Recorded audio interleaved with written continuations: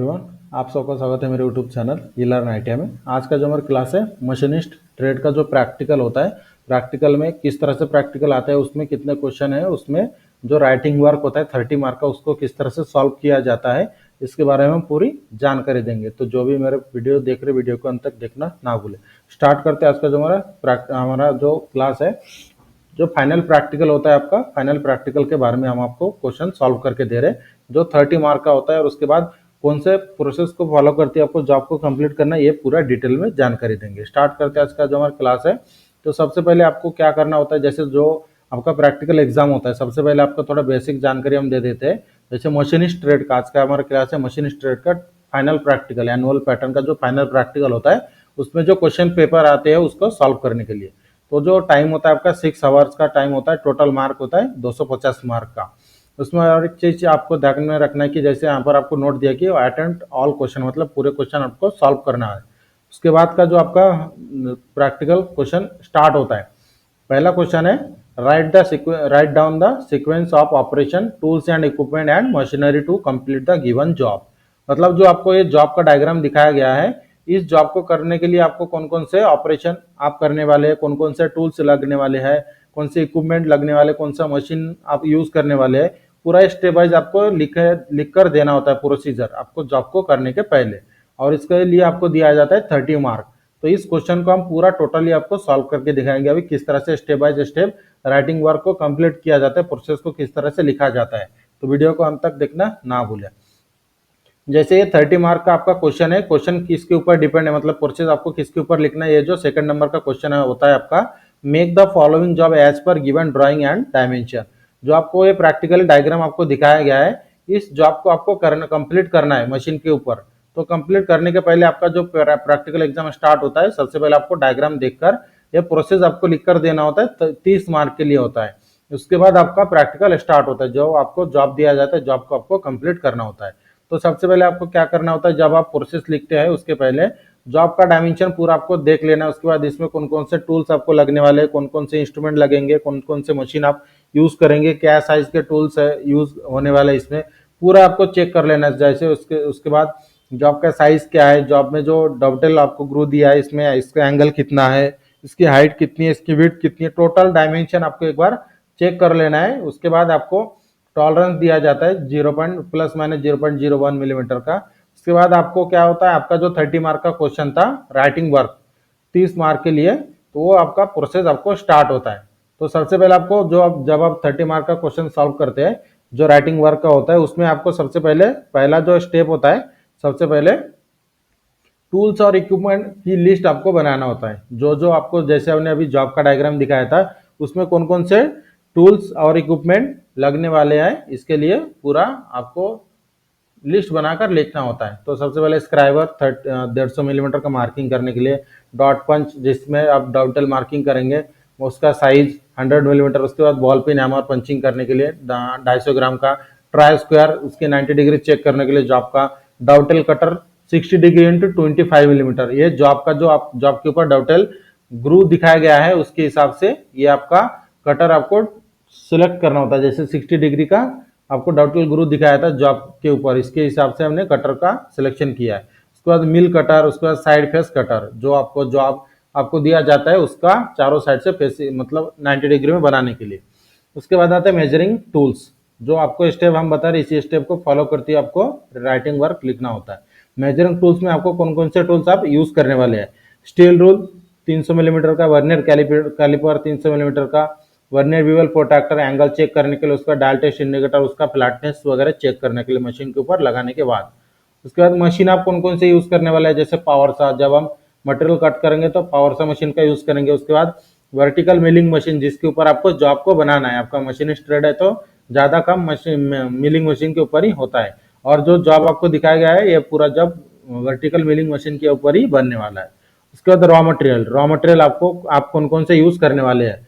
Raw material हम rectangular बार, मतलब जो जॉब का डायग्राम दिया है उसके हिसाब से रेक्टेंगुलर बार और चौक जो मार्किंग वगैरह करने के लिए।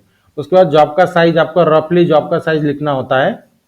जो जॉब का साइज दिया था, जैसे मैंने सबसे पहले बताया था, जॉब का साइज चेक कर लेना है। तो जॉब का साइज हमारा है 90 इंटू 60 मिलीमीटर के 2 पीस है। ये आपका जॉब का साइज है, रेक्टेंगुलर बार जो है हमारा इसका साइज है।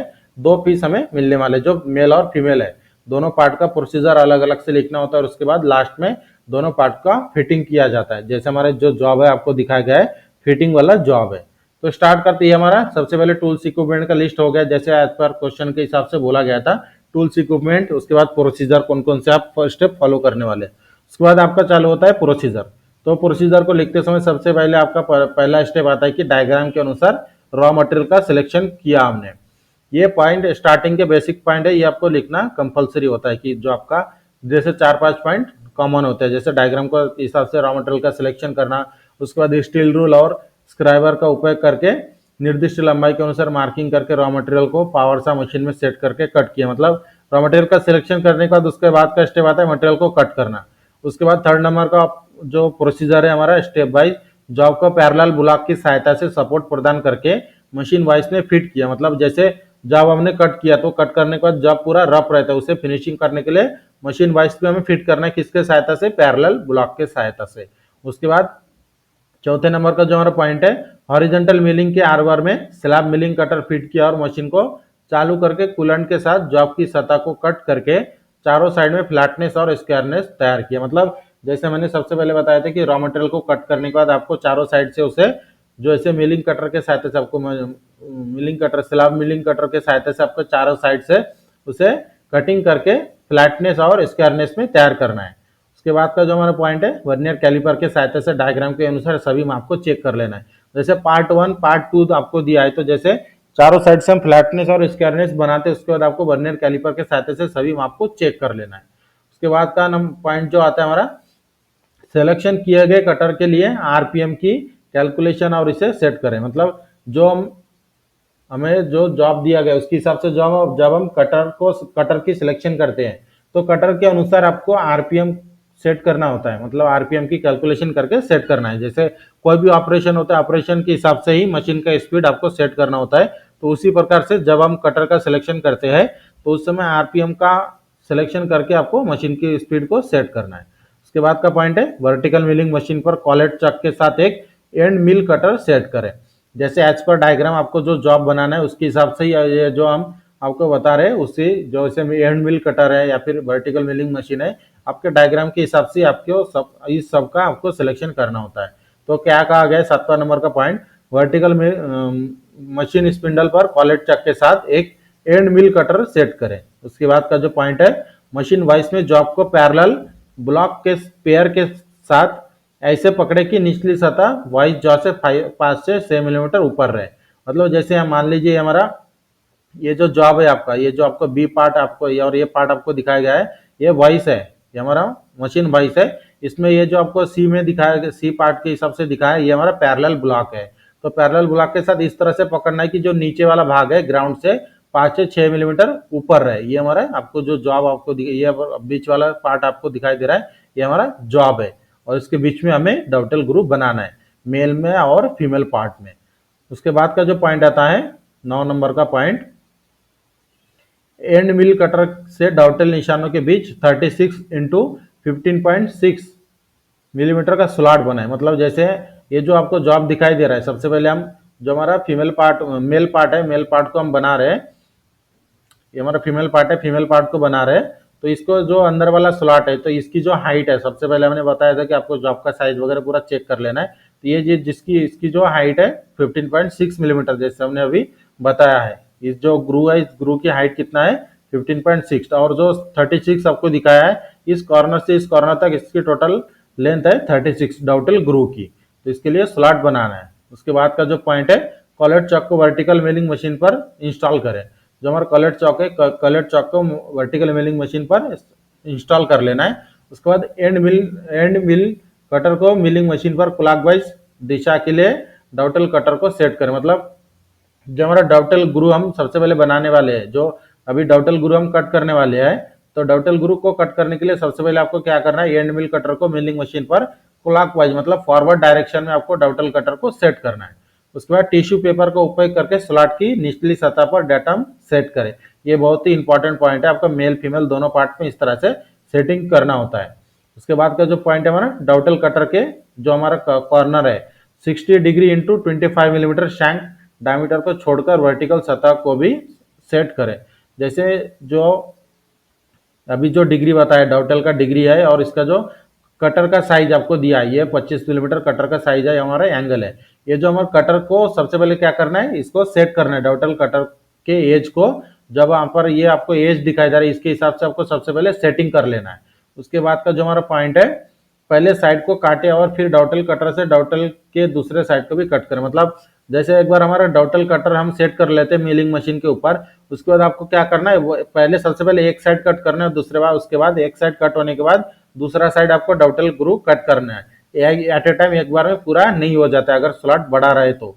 कभी कभी क्या होता है कि जो हमारा कटर होता है, कटर का साइज भी सेम होता है और जो डॉटेल ग्रू सेम होता है, तो हम डायरेक्टली एक बार में कट कर सकते हैं। लेकिन अगर मान लीजिए डॉटेल ग्रू की साइज अगर बढ़ा रहे तो उस समय हमें क्या करना होता है, एक एक साइड से आपको सबसे पहले डॉटेल ग्रू तैयार करना होता है। तो सबसे पहले स्टेप में हमने क्या किया था, जैसे यहाँ पर आप देख सकते हैं, जो आपको ये हमने सबसे पहले बीच में एक कटर के सहायता से कट कर लिया। उसके बाद आपको क्या करना था, डॉटेल कटर को जो मिलिंग मशीन में सेट करके हमारा डॉटेल जो एंगल है 60 डिग्री में, इसे हमें कट करना है। इसे कट करने के लिए सबसे पहले एक कॉर्नर कट करेंगे, उसके बाद दूसरा कॉर्नर, ऐसा प्रोसेस जैसे हमने अभी आपको बताया है।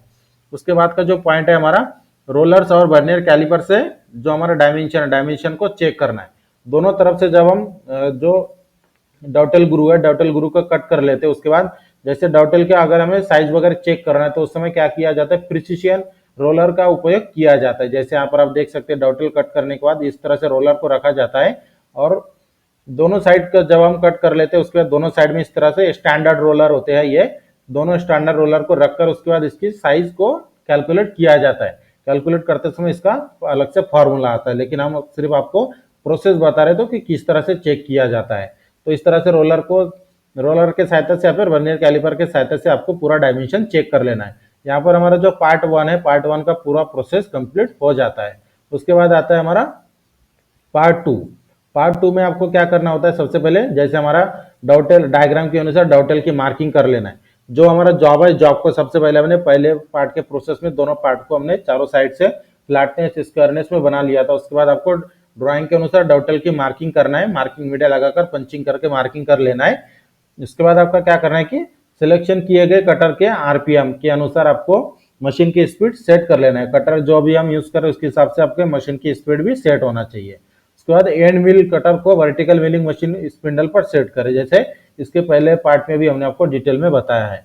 उसके बाद ब्लॉक या जॉब को वर्टिकल मिलिंग मशीन के वाइस पर सेट करें, मतलब जो जॉब हमारा पार्ट बी है उसे वर्टिकल मिलिंग मशीन के वाइस पर एक्यूरेटली सेट कर लेना है।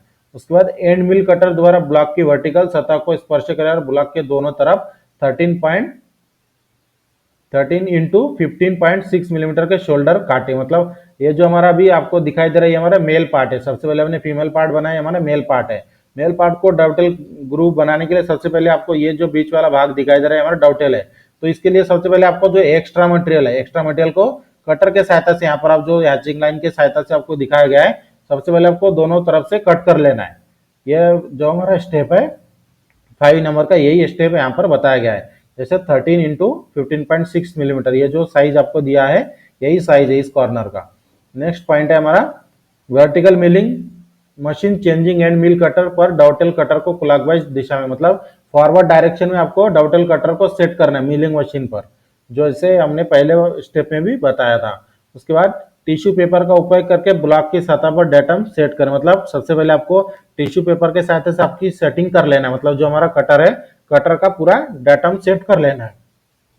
उसके बाद का जो हमारा पॉइंट है 8 नंबर का, डॉटेल कटर के एज को 60 डिग्री इंटू 55 मिलीमीटर छूकर वर्टिकल सतह को सेट करें। मतलब जैसे हम कटर को सेट करते हैं तो कटर को सेट करने का ये हमारा प्रोसेस है, जैसे इसके पहले के पार्ट में भी हमने बताया था। जो कटर का डिग्री है 60 डिग्री इंटू 25 है कटर का साइज, तो इसे सबसे पहले हमें सेट कर लेना है। उसके बाद साइड डॉटेल को काटे जैसे हमारा ये डॉटेल साइड से बनने वाला है, मेल पार्ट है, तो वन साइड से हम कट करेंगे सबसे पहले, इसमें हम दोनों साइड से कट नहीं कर सकते, तो ये वन साइड से हम डॉटेल ग्रू कट करेंगे। उसके बाद फिर डॉटेल के दूसरे हिस्से को भी पंचिंग लाइन तक काटे, मतलब पहले एक साइड से हम डॉटेल कट करेंगे, उसके बाद वन साइड होने के बाद दूसरे साइड से सेटिंग करके दूसरे साइड के भी डॉटेल ग्रू कट करेंगे।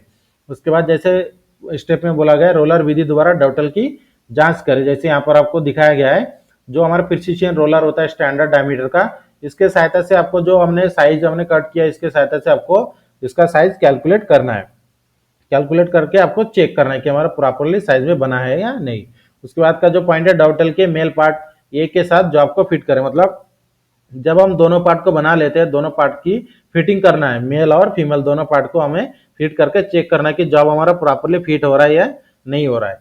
उसके बाद लास्ट में आता है आपका सेफ्टी पॉइंट। सेफ्टी पॉइंट में कम से कम आपको 5 पॉइंट सेफ्टी के लिखने होते हैं। तो सबसे पहला पॉइंट है सेफ्टी का, मिलिंग मशीन टेबल पर वर्कपीस को मजबूती से सुरक्षित करने के लिए क्लैंप वाइस या अन्य उपयुक्त तरीकों का उपयोग करें। मतलब जो हमारा जॉब है, जॉब को बनाते समय जो भी हम सेफ्टी का यूज करेंगे उस सेफ्टी को हमें स्टेप बाय लिखना होता है 5 सेफ्टी। तो सबसे पहले हमने मिलिंग मशीन का जो टेबल है वर्कपीस को एकदम क्लैम्प करना है प्रॉपरली, ताकि हम जब हम इसके ऊपर ऑपरेशन करेंगे तो ये हिल ना पाए। नेक्स्ट पॉइंट है सेफ्टी का, सुनिश्चित करें कि मिलिंग मशीन की स्पिंडल स्पीड और फीड रेट विशिष्ट मटेरियल और कटिंग टूल के लिए सही ढंग से सेट किया गया है। मतलब जो हम कटिंग जो ऑपरेशन हम यूज करेंगे मतलब मिलिंग मशीन के ऊपर, उसके हिसाब से स्पिंडल की स्पीड, उसके बाद फीड रेट, जैसे हम डॉवटेल ग्रू कट कर रहे हैं तो डॉवटेल ग्रू हाई स्पीड में नहीं कट होता है, तो उसके लिए मीडियम स्पीड जैसे कहा गया है। तो उसके बाद फीड रेट भी आपको सेट करना होता है। थर्ड पॉइंट है सेफ्टी का, मिलिंग टूल का उपयोग करने से पहले डैमेज या घर्षण को चेक करें। मतलब जब हम मिलिंग टूल यूज करते हैं, कटर या फिर जो भी टूल यूज करते हैं, तो सबसे पहले वो कहीं से टूटा हुआ है या फिर घिस गया है, ऐसा हमें सबसे पहले चेक कर लेना है यूज करने के पहले। चौथा पॉइंट है मिलिंग करते समय कूलेंट का यूज करना है। मतलब जो भी हम कटिंग ऑपरेशन करते हैं उस समय हमें कूलेंट का उपयोग करना होता है। लास्ट पॉइंट है सेफ्टी का, मिलिंग मशीन में काम करते समय प्रॉपर फिट कपड़े पहने और जिनके सिर जैसे कपड़े पहने और कपड़ा ढीला नहीं होना चाहिए, जैसे काम करते समय कहीं जॉब में फंस ना जाए। यह भी बात आपको ध्यान में रखना है। इस तरह से जब हमने जॉब किया था, जॉब के जो हमारा सेफ्टी है, सेफ्टी में 5 पॉइंट हमने लिख दिया है। तो जो हमारा जॉब था, जैसे हमारा फर्स्ट ईयर या फिर सेकेंड ईयर जो भी पेपर का जो क्वेश्चन होते हैं जो 30 मार्क के लिए, और जॉब को देखकर आपको प्रैक्टिकल प्रोसेस लिख कर देना होता है। तो आज की क्लास में हमने पूरा आपको स्टेप बाय स्टेप समझा के बताया कि किस तरह से आपको कौन से स्टेप को फॉलो करते हुए आपका प्रोसेस लिखना होता है 30 मार्क के लिए। तो आज का वीडियो हम यहाँ तक ही रखते हैं, और इसी तरह की इंपॉर्टेंट वीडियो के लिए हमारे चैनल को सब्सक्राइब करके बेल आइकन को दबाएं, ताकि हमारे वीडियो की नोटिफिकेशन आपको टाइम पर मिलते रहे। मिलते हैं एक अगले इंपॉर्टेंट क्लास के साथ। और वीडियो अच्छी लगे तो हमारे चैनल को सब्सक्राइब करना और लाइक करना और शेयर करना ना भूलें।